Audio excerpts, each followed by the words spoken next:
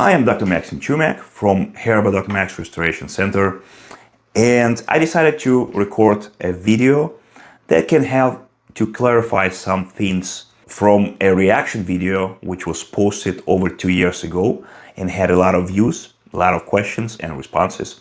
So I hope it helps. If you go over to Turkey, you can get a complete hair transplant for $2,000. Hi, I'm Dr. Max, a board-certified surgeon from Fort Lauderdale, Florida. Let me explain what's going on in this video. Turkey is a very popular destination for hair transplant surgery because it has competitive prices. But a lot of time this patient will have unnatural results, as you can see in this video. This will not look good when the hair is actually grows out. A reason for this: 1. Lack of patient-doctor relationship. 2. The surgery is done by technicians most of the time. 3. Post-surgical can be difficult once you're back home. Like with any procedure, do your homework before you decide where to go. The patient in the video was having a known failed hair transplant surgery in Turkey, which resulted in poor growth, over-harvested donor area, and required a repair surgery.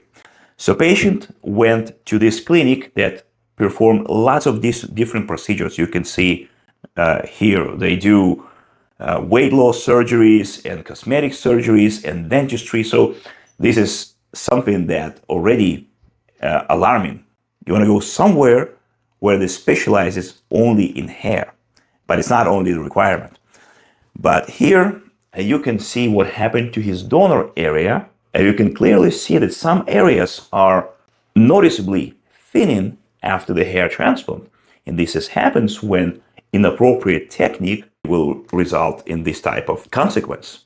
And here you can see his postoperative picture right here. You can see a lot of sites being harvested right next to each other. When this happens, first, there's going to be a lot of shock loss, but second, it will damage and create those bald spots, as we can see after the hair growth. Additionally, this is another picture.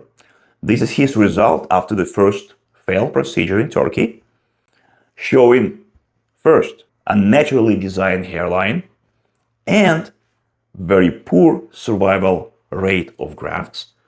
Also, wrong directionality and wrong grafts being used in different areas. When you ask, how can you tell if this hairline design will not look good? I can respond as a surgeon who does every single procedure with my own hands. I never delegate surgery, so I perform every single graft placing myself. I harvest every single graft myself. So I know exactly how to place them, how to create a proper angulation, how to create a proper directionality. So this hairline design and placement will not look good. And here's the evidence that, based on my assessment, the final results did not look natural, nor the survival rate of grafts was sufficient to cover the entire area.